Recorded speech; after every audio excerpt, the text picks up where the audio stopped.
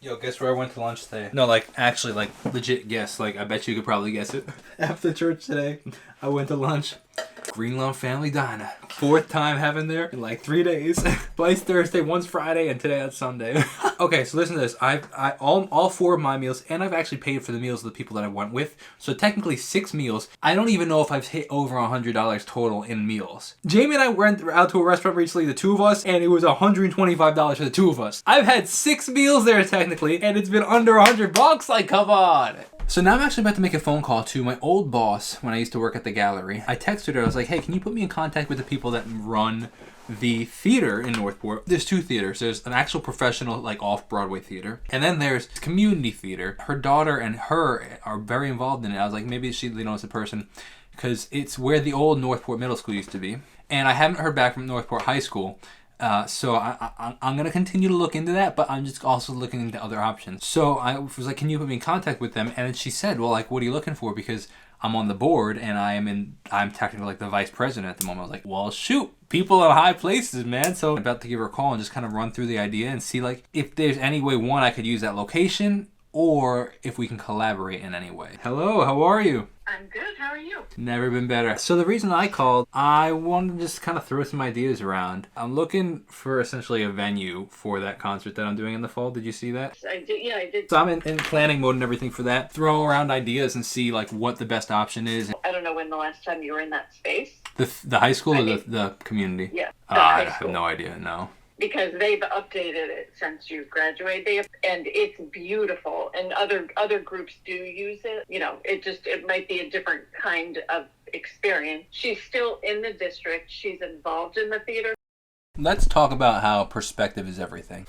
You literally always have a choice. A choice you can choose to be anxious and worried and stressed, frustrated, or you could choose to find perspective in it. And that's exactly where I am at the moment. Pretty stressed about this concert. It's because there's so many moving factors, like between selling tickets to finding the right venue. Like, even just, let's talk the venue alone. If I want to do like a really cool like custom space that like there's a lot more flexibility and freedom, I'm gonna have to provide everything.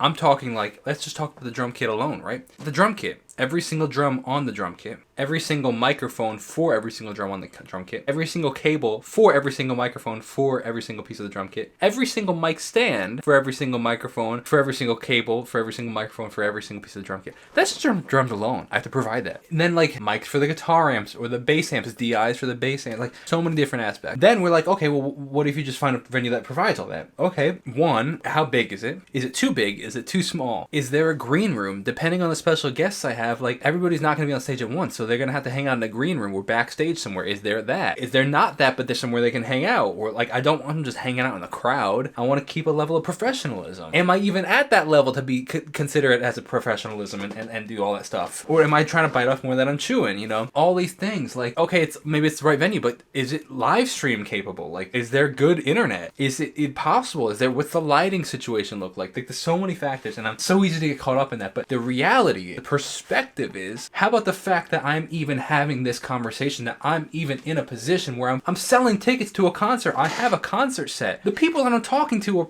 pretty nicely named people to potentially be, guests, like that they're considering even coming. Even if they don't, the fact that they considered it is tremendous. And I can't say any names yet because I don't want, nothing's set in stone yet. But like the fact that I'm even trying to sell 1,000 tickets to a concert that I'm trying to put on is a tremendous feat. I think it would be silly of me to get caught up in the frustration and stress of it instead of the excitement and gratitude of it. Now that concept can literally go towards anything. Literally this morning, I woke up feeling kind of a little anxious, more than usual. Actually, I've been really in a really good space for a couple of weeks now, like noticeably different. Like I've been really good at just not going down that rabbit hole. And I noticed it's a snowball effect in either direction. You start to like ignore those thoughts and not go down that path and say, no, I'm not going down that door because I'm not opening that door or going through that doorway because I know where it leads. I don't want to go there. Then the snowball of like lack of anxious thoughts and like more peace, the snowball of, I will call it the snowball of peace, grows bigger and gets easier, picks up speed. You go down that other rabbit hole, the snowball of anxiety and stress and frustration just keeps snowballing bigger and bigger and bigger and bigger and more and more and more and more. So it's like I've been doing really good. And today I woke up a little off, right? And I'm telling you, man, out of a scale of 1 to 10, it was like less than 1. It was like 0.05, like so, or 0.5, like half than 1. out of 10, right? It was like minor. But like at first I was like frustrated that even the fact I was like, yo, why did I go down that path?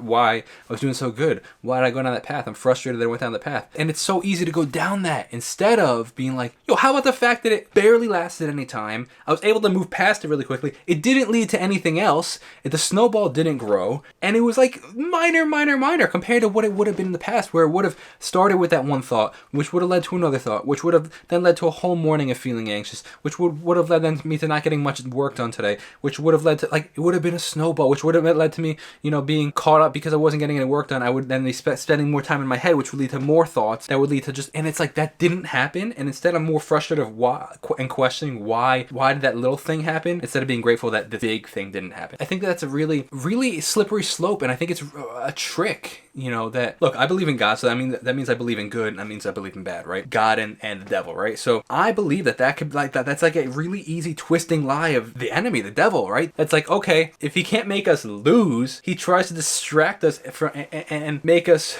ungrateful to some degree for the win, and instead be frustrated that we even had the battle in the first place. Here's a little lesson though. This is really interesting. In the Bible, there's a lot of times the Israelites were trying to get their land, what's called the promised land. And I was thinking about this because I've been reading the Bible in a year, more like a year and a half, 2 years kind of length. I noticed, like, God promised them that land, but they still had a battle for it. They still had to fight battles. And it's like, instead of getting frustrated at the fact that you are in the battle or have to battle, why don't you be grateful for the fact that you're actually fighting for and promised the land? You know what I mean? I don't know, it's just a perspective shift.